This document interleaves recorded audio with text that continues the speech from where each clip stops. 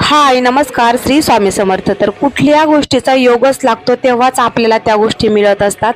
मला प्रदीपजी मिश्रा यांची शिव महापुराण कथा ऐकण्यासाठी जायचं होतं, पण मैत्रिणी माझ्या निघून गेल्या, त्या कारणाने मी रद्द केलं होतं. नंतर अर्ध्या रस्त्यात मिस्टर गेले, पण मी त्यांना बोलून घेतलं आणि मलाही यायचं म्हटलं. नंतर ते अर्ध्यातून परत मला घेण्यासाठी आले आणि मी त्यांच्याबरोबर फास्ट ट्रेन पकडून पुन्हा आम्ही कथेला गेलो. नंतर आम्ही कथेच्या दरबारामध्ये पोहोचल्यानंतर गंध वगैरे लावला. गंध लावल्यानंतर पंडालमध्ये जाण्याची गडबड होती, कारण गर्दी अशी भयंकर होती. हा तर पहिलाच दिवस होता, गर्दी विचारायला नको. पण दुसऱ्या दिवसानंतर जसं जसं माहिती होत गेलं तसं तसं गर्दी वाढत गेली.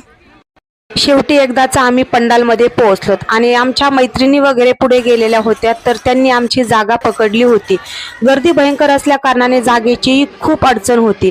गेल्यानंतर जेवण वगैरे केले आणि 1 तासानंतर कथेला सुरुवात झाली. तर इथे अशा प्रकारे कथा सुरू झाली. त्यानंतर अर्ध्यात कथा झाल्यानंतर भजन वगैरे घेते. भजनाचा आनंद घेतल्यानंतर तो पुन्हा एकदा कथेला सुरुवात होते आणि त्यानंतर शेवटी आरती होते. अशा प्रकारे कथेमध्ये आम्ही मनसोक्त आनंद घेतला आणि खूप छान वाटले.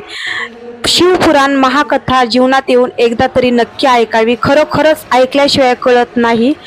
तर अशा प्रकारे शिव महापुराण कथेचा पहिला दिवस आमचा संपन्न झाला. तर कसा वाटला तुम्हाला व्हिडिओ नक्की कमेंट करून सांगा. धन्यवाद.